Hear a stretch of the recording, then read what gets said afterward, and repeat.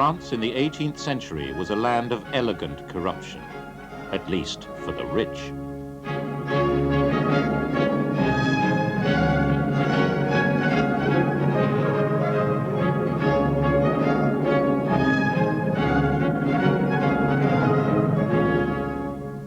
There are 14 gardeners here, 6 washwomen, and that pretty little girl has 3 maids. Her hat alone kept a milliner at work for a week, and all those charming little bows around her neck took another week.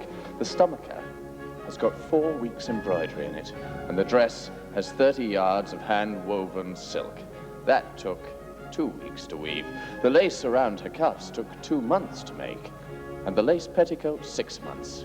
Altogether, there are 23 people kept in full-time employment to make my mistress swing so prettily. And what is so wonderful is that none of them makes underwear. But when the revolution came, this world was shattered.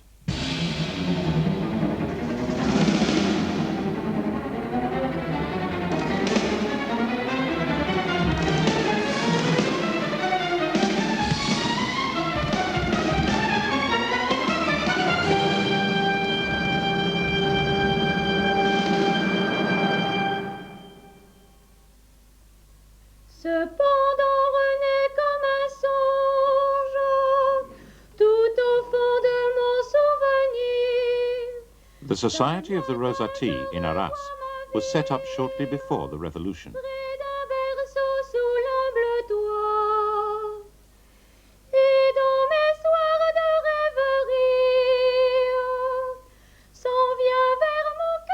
It expresses the belief of liberal middle-class gentlemen in creating a better society. It remains to this day dedicated to wine, to kisses, and to the rose.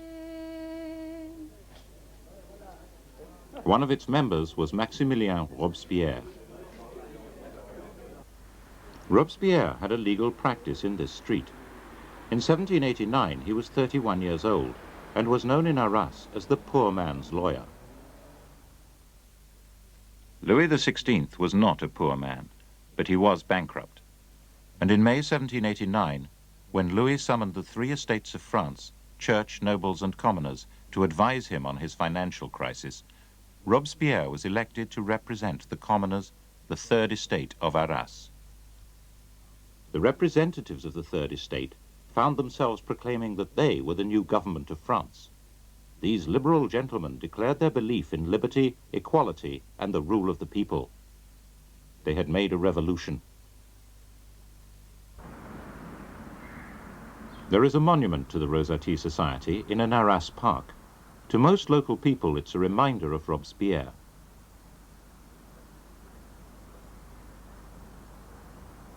It is regularly mutilated.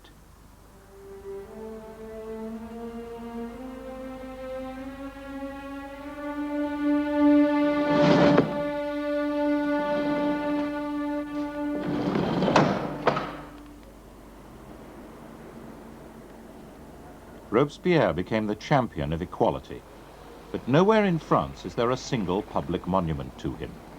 Over 50 years ago, there was an attempt to erect a memorial to Robespierre in Arras.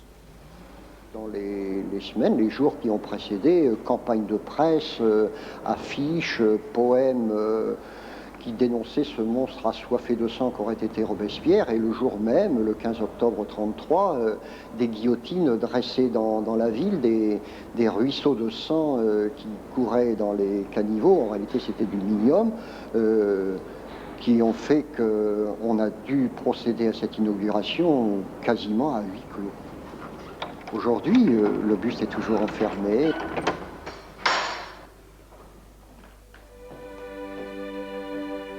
It is the people who are good, patient, generous. The people ask only for peace, justice, and the right to live. The rich and powerful thirst after honors, wealth, and sensual enjoyment. The interest and desire of the people is that of nature itself, of humanity. It is the general interest.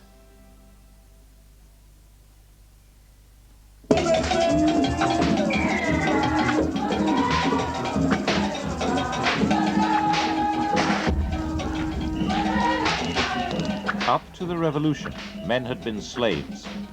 That was the rhetoric. And in the French colony of Haiti, it was the literal truth. When word came that the white slaves of France had thrown down their masters and seized the great prison of the Bastille, the black slaves of Haiti demanded their freedom too. Liberty, equality, that was the meaning of the new France. But Haiti was the richest colony in the world, and much of France's wealth was based on the slave trade.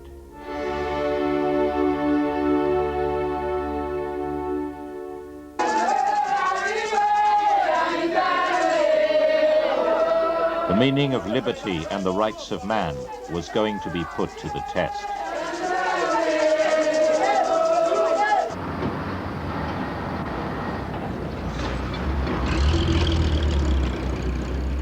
On the eastern edge of Paris is the working-class municipality of Montreuil.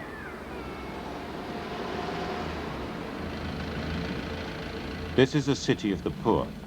These are the kind of people who were the sans-culottes, the revolutionary workers of Paris in 1789, or the slaves of Haiti. Today they have a communist municipality. In Montreuil, Robespierre has no monument in stone, but he hardly needs it. Monsieur Brun, nous sommes au métro Robespierre, mais je vois des Robespierre partout, vous célébrez. Hein? À Montreuil et dans les villes à direction communiste d'une manière générale, nous célébrons Robespierre et la Révolution, tandis qu'ailleurs, et en particulier au niveau gouvernemental, on commémore, on enterre la Révolution sous les fleurs. Et les travailleurs de Montreuil, nous sommes les continuateurs des sans-culottes, nous sommes les fils de Robespierre, nous sommes les fils de Robespierre. The interest and desire of the rich and powerful is that of ambition, pride, greed, and wild passions which are fatal to the happiness of society as a whole. These men have always been the scourge of the people. Who made our glorious revolution? Was it the rich? It was the people. Only the people could will it and achieve it.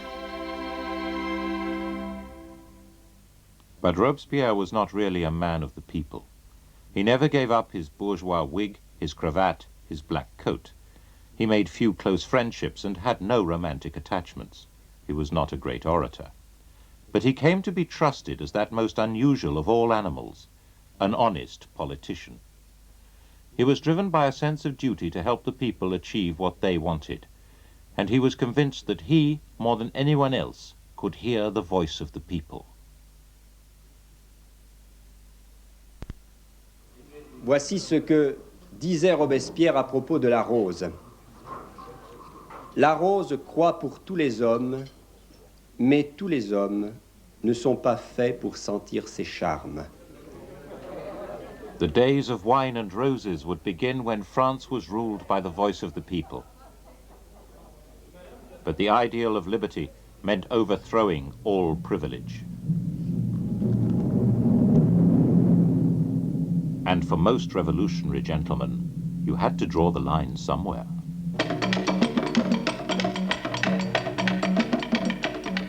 The revolutionary government refused to release France's slaves.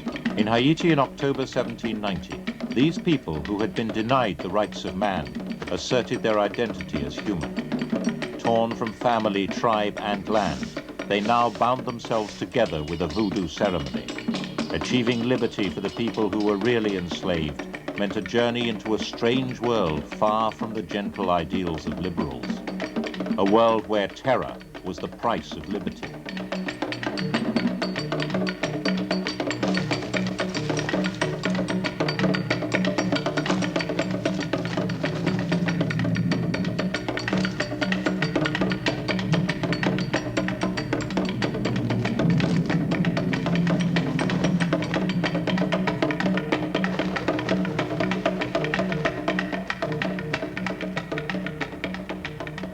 But maritime cities like Bordeaux depended on the colonial trade.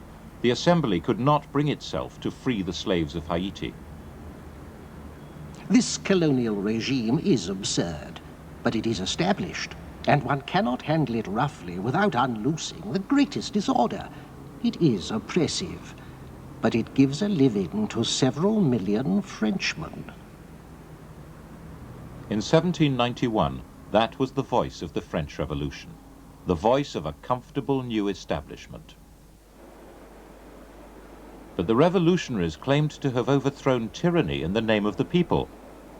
And when the old regime tried to recover power, the revolutionary government called on the people to mobilize.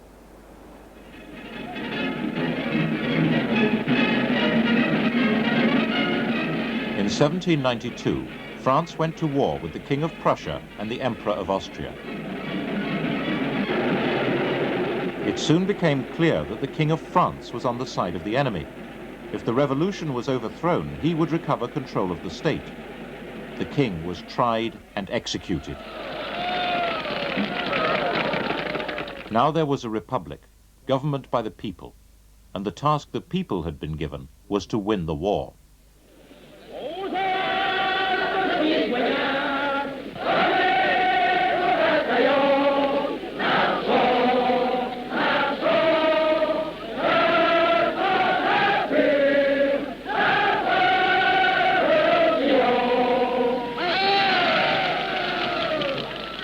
The people at the bottom of the heap were now the guardians of the revolution, and they were the ones who had most to hope for from liberty, equality, and fraternity. In Marseille, for example, the battle hymn of the Army of the Rhine was first sung in public here in the Rue Tubaneau, and here it took its name, the Marseillaise, the song of the back streets of Marseille, the song of the dangerous classes, where a middle-class eye cannot distinguish the respectable, puritanical poor from robbers, pimps, and prostitutes.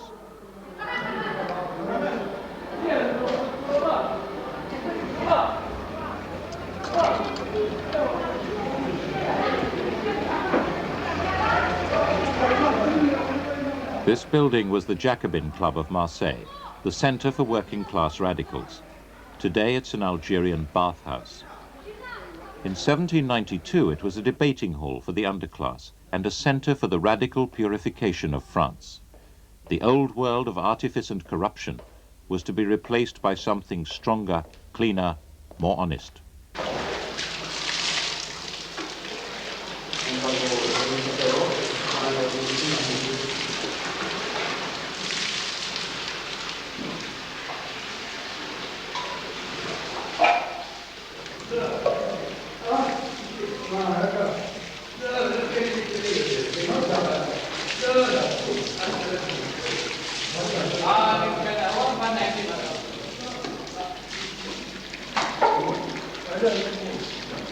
Et tu as pensé que la Marseillaise était chantée pour la première fois dans le Marseille?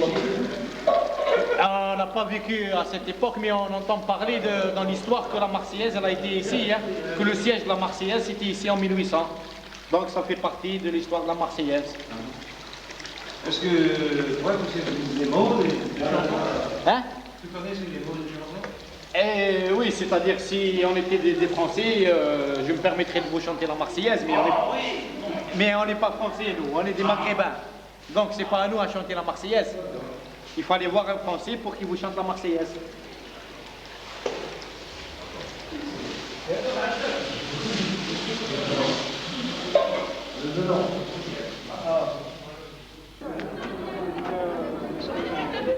In 1792, the poor were still poor, the price of bread was rising, the war was being lost.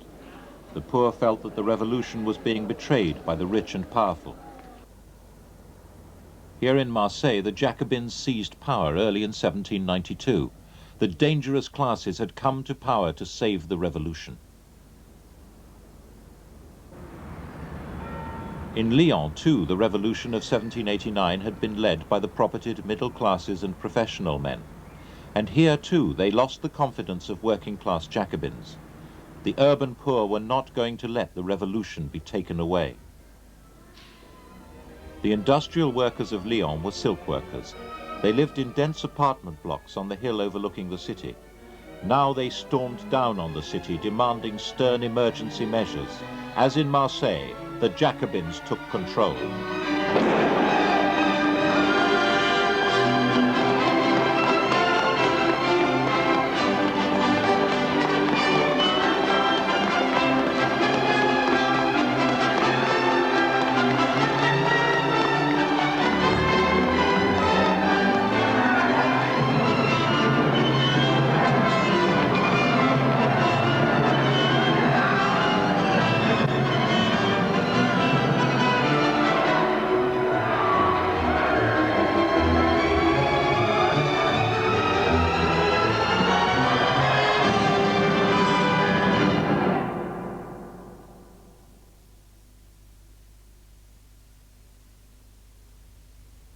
Jacobin Club in Paris was the center of a national network, and Robespierre had become its leading figure.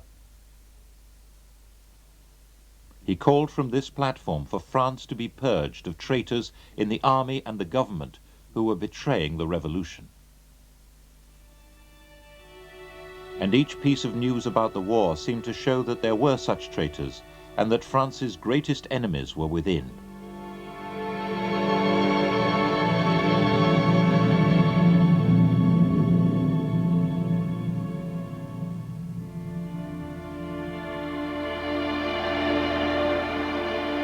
In Paris, the sans-culottes were even more radical in their demands. In March 1793, France's leading general joined the enemy. In April, a committee of public safety was set up to detect, try, and execute traitors. The more radical a deputy was, the more support he received from the Paris crowd. The moderates sat in the lower seats in the convention, the radicals towered over them. In the language of the time, the moderates were the plain, and the radicals were the mountain. The crowd invaded the assembly to force the arrest of the deputies of Bordeaux and their supporters. This demand was supported by Robespierre and the other deputies of the mountain.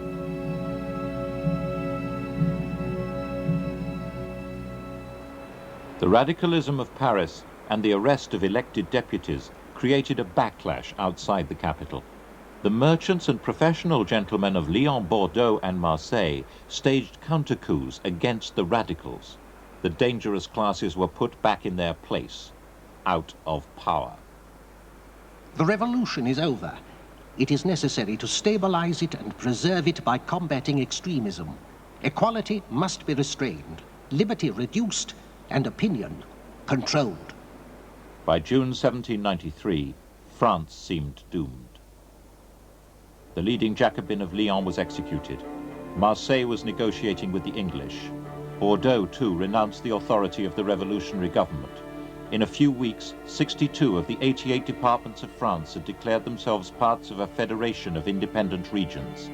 Faced by federalism and invasion, the revolution was disintegrating, and Paris had been cut off from most of its food supply.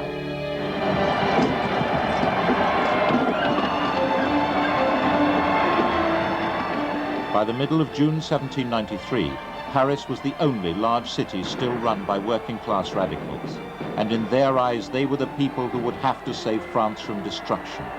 By popular demand and despite his protests, Robespierre was voted onto the Committee of Public Safety. We need a single will. The foreign war is a mortal disease so long as the body politic suffers from a division of wills.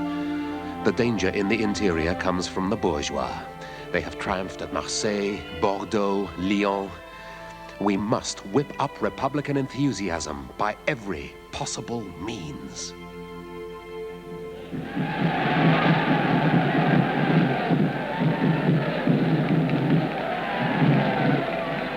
In August 1793, the convention, now controlled by the radicals, declared total war on its enemies. The Republic is a great city in a state of siege. France must become one vast camp, and Paris its arsenal. Every Frenchman is commandeered for the needs of the armies. Young men will go to the front, married men will forge arms and carry food. Women will make tents and clothing. Children will turn old linen into bandages. Old men will be carried into the squares to rouse the courage of the combatants and to teach Republican unity and hatred of kings. 1 million people were soon under arms, ready to impose Republican unity. Their slogan was liberty or death.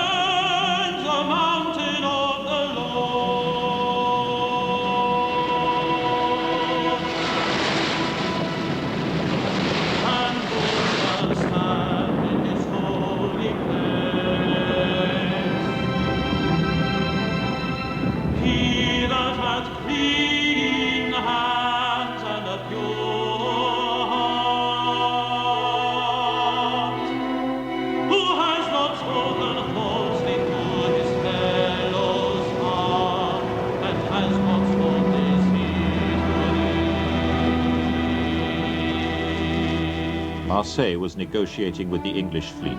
Marseille had to be destroyed. The Austrians and Prussians were occupying French cities. They had to be driven out. And Lyon, the largest city after Paris, was denying the authority of the revolutionary government. Lyon would have to be crushed.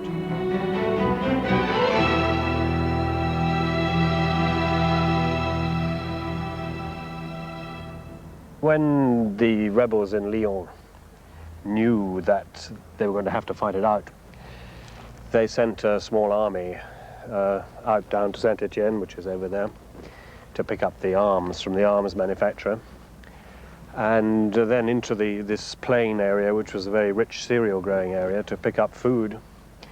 And they stayed through the month of August, and after a while the Republican armies began to gather up in those hills over there. All this high area here behind the mountains was much feared by the people who lived down in this plain. It was an area of real poverty and had a very Republican reputation.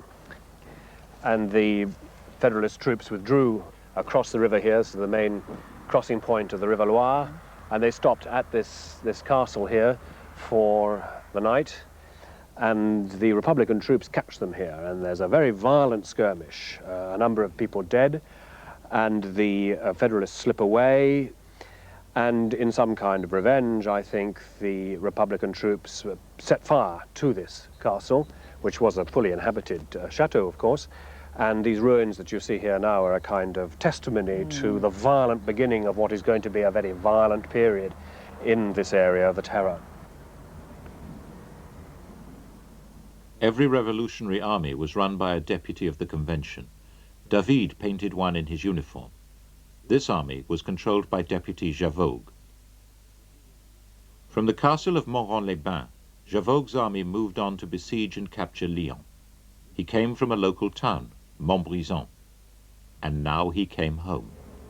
This is where Javogue spent the years before the revolution. This is his house, his townhouse, and he went to school literally 30 yards down there, and as an avocat he worked in the law courts just up the road here, and he lived in among the lawyers and landowners of Montbrison. He was really living in the middle of his future victims. Oh yes, very much so. Yes, this is the noble landowning lawyer area. 2 doors down, there's the Lapierre Saint-Hilaire family, and he's said to have wanted to marry their daughter, but was refused. Next door, the Les Galeries des Tailloux. Over a dozen people in that family were victims of the Terror. Round the corner, Saunier du Lac, Ardaillon, Demeaux, you can go on. Everyone who had offered shelter or a meal to one of the retreating rebels, perhaps an old friend or a distant relative, was now to be introduced to revolutionary justice. The beginning of the Terror is quite a dramatic moment. A mere 2 days after the Federalist army has been beaten at the Battle of Montrond and expelled from the Forez, Javogue issues a general arrest order. I'll read it to you because it is a dramatic document. We, the representatives of the people, it begins, order the mayor and municipality of the town of Montbrison to enforce the law against the enemies of liberty and equality and the supporters of tyranny. For too long, disloyal public officials have abused the confidence vested in them. The moment of justice has arrived. The punishment of the rebels will be terrible. Therefore, the municipality will arrest Staron-de-la-Raye, Staron-de-l'Argentière, Lapierre Saint-Hilaire, Les Galeries du Tailloux, Rue de la Plaine, and so on and so on. 138 names of people who are living in this area of town, arrested and taken up to the jail.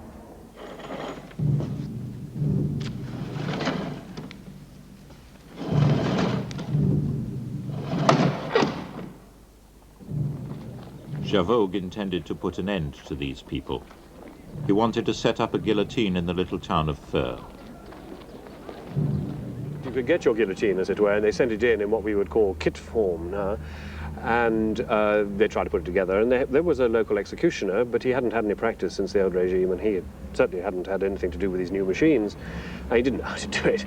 So they decided to shoot people, and they opened up the square. They had to make the square bigger to get enough space, and the soldiers didn't know how to do it either, and there was a terrible mess, really, with people running around, and it was almost inconvenient for the great majesty of the people in action.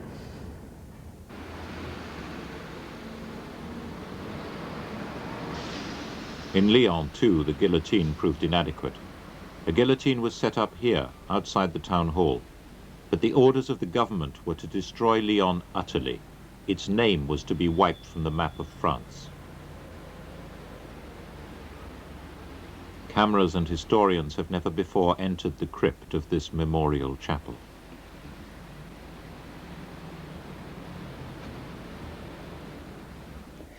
On the 4th of December 1793, Javoc said, "The butchery has started, and it is good." But the guillotine wasn't fast enough. So here, in the heart of Lyon, where this chapel now stands, ditches were prepared. In the morning of the 4th, 69 prisoners were shot. In the afternoon, 210. And so it continued. Here you can see the bones of the victims.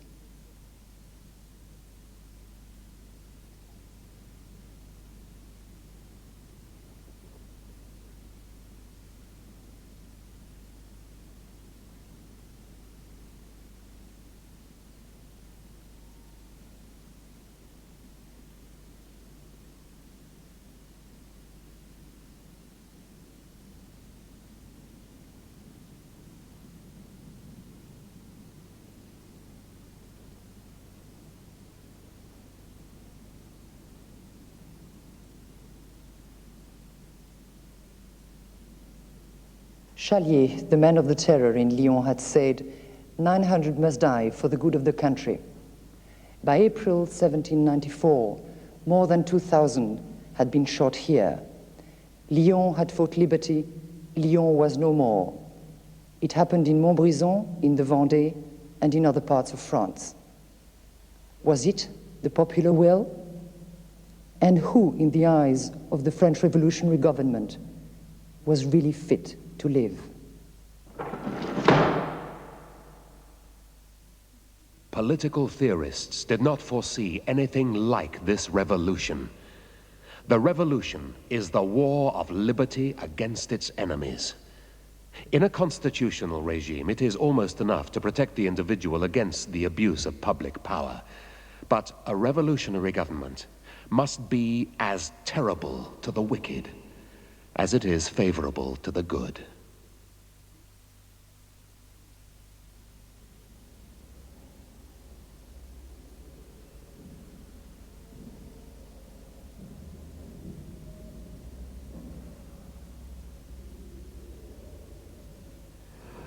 What the terror is, in some senses, trying to do, and this is where I think a man like Javoc thinks in the same way as Robespierre, what they're trying to do is to regenerate humankind. France is the first free nation, as they see it, and the terror is the last step to purge from France all those people who are completely unregenerate, too selfish, as has been shown by their behavior, ever to be cured, and to leave France a country of free, responsible, virtuous citizens. The revolution demanded and created a new man. Often these men were like Robespierre and Javoc, young provincial lawyers who would normally have led quite ordinary lives. What could have happened to the young Javoc to turn him into a fanatic? Well, I think it happens when he gets elected a member of the Convention Assembly and he goes to Paris. And you must remember that he has probably never left this area very much. And he arrives in Paris where the sense of crisis is really very great indeed. And he will have gravitated towards the Jacobin Club, where the most ardent patriots are to be found, the people who believe in the immediate danger to the fatherland, to the patrie. And I think he's enthused by the kind of speeches and the kind of atmosphere that he encounters there, something that he will never have seen before.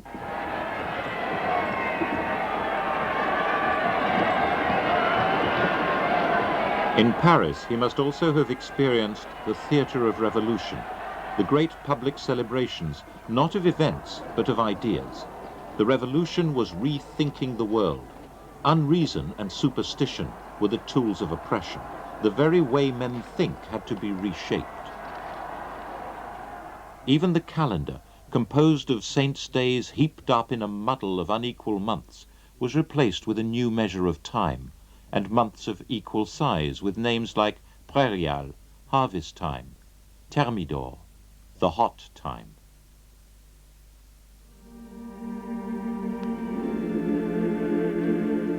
The ideology of reason was a direct attack on faith. The churches were turned into temples of reason. The rituals of birth, marriage, and death were cancelled. In the countryside, it was often the women who fought most fearfully and fiercely against what they saw as the meaningless chaos of the rational order. In the Vendée, in western France, women organized nighttime processions to wayside crosses, telling God that they were still believers. Women were allowed no political role in the Republic, and their importance in shaping public opinion was completely ignored. But images of revolutionary ideals were always female. Saint-Germain-Laval was a radical village near Montbrison, and there the contradiction between the image and the reality of women turned into conflict. The most dramatic thing that these patriots do is to start a festival of reason. Like many of the Jacobins in this area, they thought that the Catholic Church was really the great enemy. So they pulled down the cross on the market square and replaced it by a naked statue of a woman, a classical statue taken from one of the country houses around here. And they put a liberty bonnet on the top of it, and they put a pike, the symbol of the fight for freedom, in its hand, and they painted it red, white, and blue, the colors of Republican liberty. And they held, this is on the 10th of December, and they held a great festival around this statue. The trouble about it was that the paint they'd used was obviously not an oil-based paint, and the winter rains came, and the paint began to run, and in particular the red paint ran down the naked statue and between the legs of this female. And the loud-mouthed young men of this town didn't hesitate to point it out pretty clearly. And this enraged the matrons of the town, who were anyway outraged by the destruction of the cross on the marketplace and what had happened in the church. And so the women of the town gather and they pull down this statue, they drag it down the hill to the stream at the bottom of the hill, where they wash it, they ritually purify the statue, then they abandon the statue, they come back up to the town and they occupy the church in order to restore the Catholic religion. What happens to the women is that they are taken to be agents of counter-revolution. It is thought that they are acting out of motives of hatred of the Republic, and they're arrested.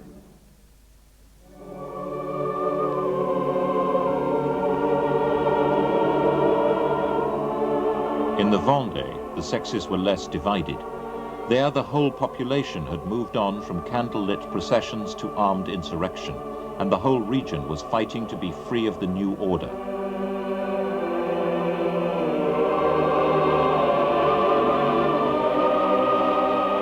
The Catholic army of the peasants was now confronted by the revolutionary armies of Parisian artisans.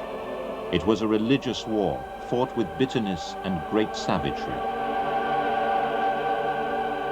Nothing would be allowed to survive which was not in harmony with the will of the revolution. The mission of the revolutionary army was to turn the Vendée into a heap of ashes soaked in blood. And that is what it did.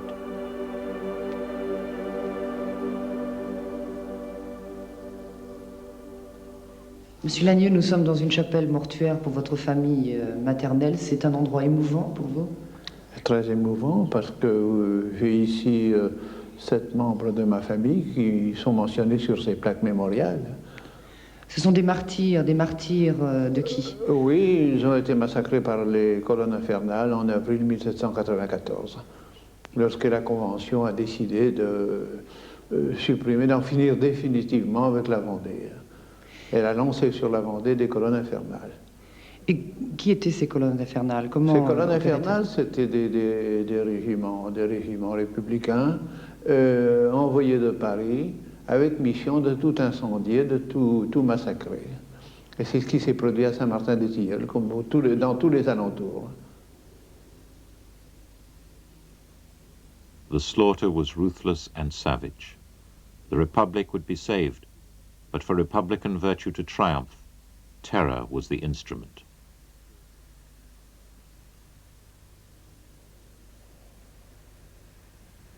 The 3-month-old baby at the foot of this family memorial was nailed to the door of the church.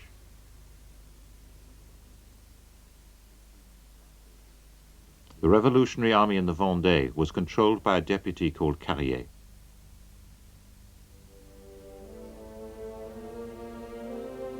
From this house in Nantes, he oversaw the operation of eliminating those who had set themselves against the national will.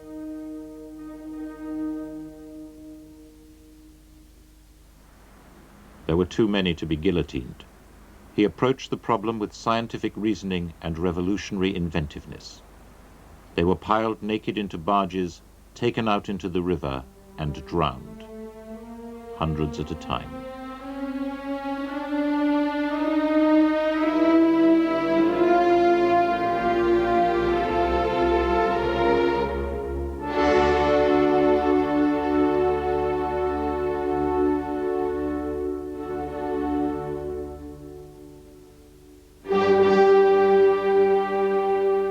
And in other provinces of France, wherever there had been federalist sentiment or foreign invasion, the guillotine was at work.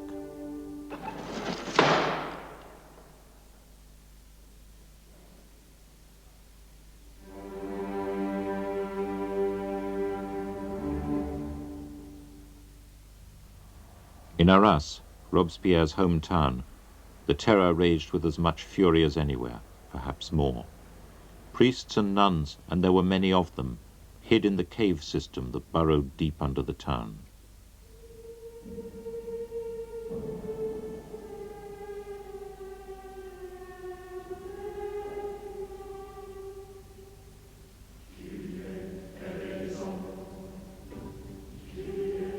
Early in 1794, as he grew worried by the terror degenerating into anarchy, Robespierre persuaded the Committee of Public Safety to end local executions and recall all suspects to Paris for summary trial. Except in Arras. There, for reasons we can only guess at, the local tribunal was allowed to carry on longer than anywhere else. Its particular targets were monks, nuns, priests.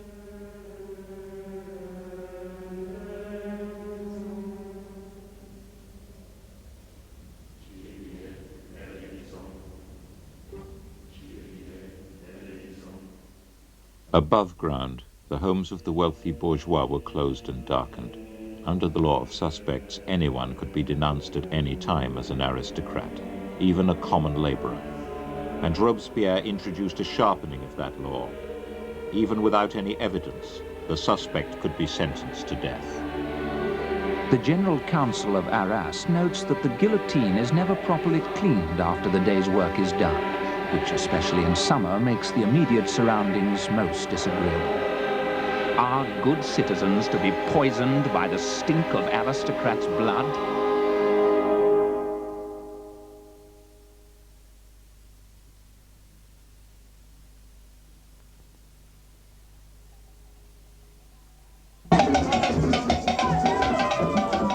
At this point, the height of the terror, in February 1794, slavery was at last abolished in all French colonies. Terror was the tool of virtue. France was at last becoming pure, and the voice of Robespierre the Incorruptible was now heard at its clearest. The two opposing spirits that I have shown contending for domination over nature, virtue, and vice are fighting it out in this great epoch of human history to determine forever the destinies of the world. France is the theater of this terrible combat.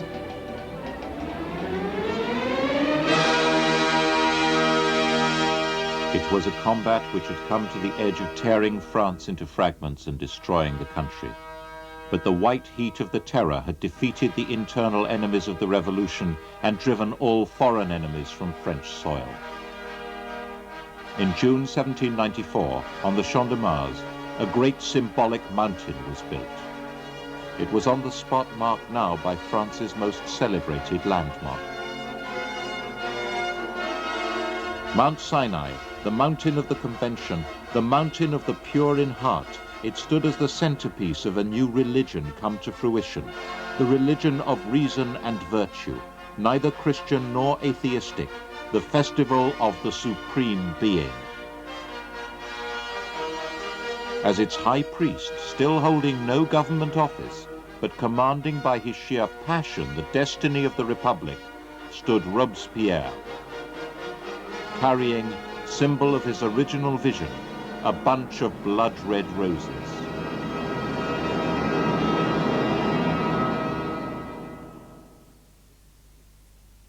But the closer Robespierre looked at those around him, the more he saw evidence of corruption. Even his fellow leaders among the radicals were stealing from the Republic. Those who seemed purest in heart could be proved to be rotten within. And everyone, in and out of power, began to fear his merciless, deadly virtue. His support had always depended on the working people of Paris.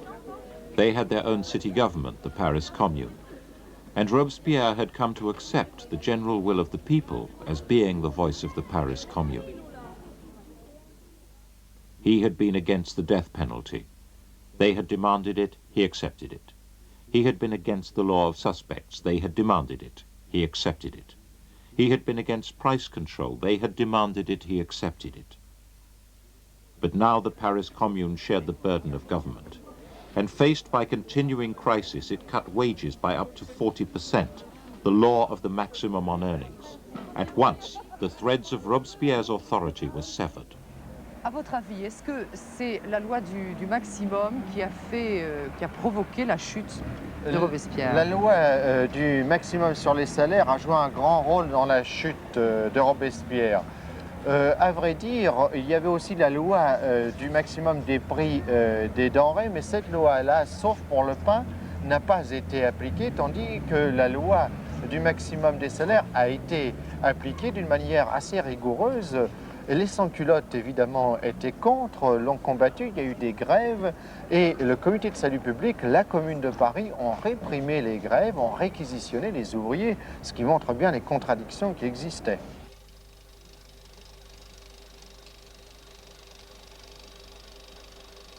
Robespierre's power was the confidence placed in him by the people of Paris. And now, when that confidence vanished, deputies who were frightened of him turned against him. Robespierre withdrew from the assembly and worked on what would be the most important speech of his life. When he finally appeared, his speech was not what anyone expected. Instead of a sharp, crisp, inspiring justification of the terror, he rambled, making vague accusations against unnamed people. This was certain to make them more nervous and to bring about his immediate downfall. This was the first time Robespierre had made a political miscalculation. But is that what he had done? Or did he feel that the only way the terror could end was with his own disappearance? He had fought for a vision of virtue. Could he himself not bear to live in the landscape he had created?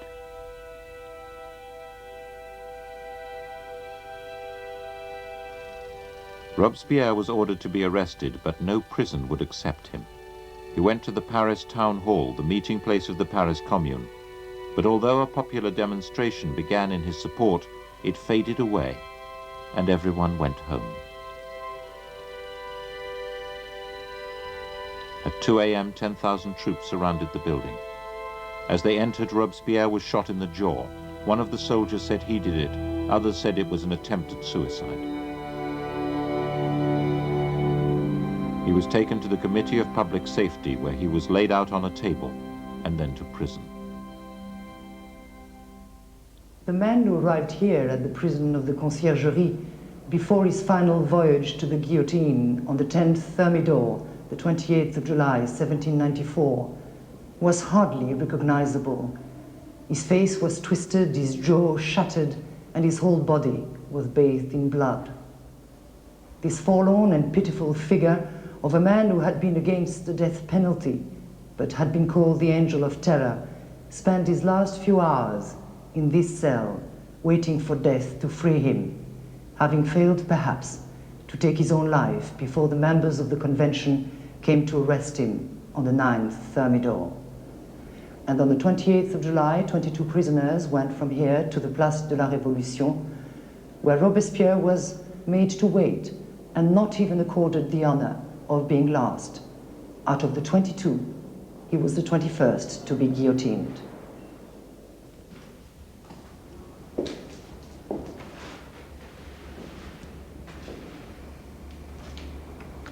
The next day, 71 members of the Commune followed the same road. They were all Robespierrists, and with their heads fell the power of the sans-culottes of Paris.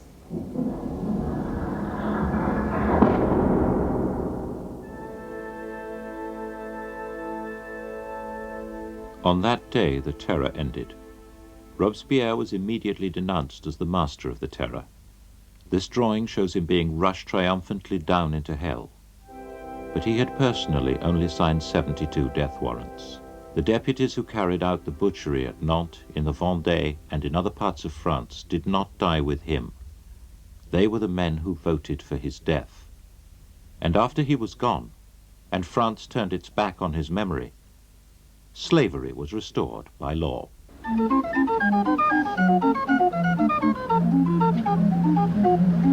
À Paris, quand un arbre fleurit, ça fait pendant des semaines de cœur qui se sourit, tout ça parce qu'ils s'aiment à Paris. Au printemps, sur les toits, les girouettes tournent et font les coquettes, avec le premier vent qui passe indifférent, chalant. Car le vent, quand il vient à Paris, n'a plus qu'un seul souci, c'est d'aller musarder dans tous les beaux quartiers de Paris. Le soleil, qui est son vieux copain, est aussi de la fête, et comme deux collégiens, ils s'en vont en goguette dans Paris.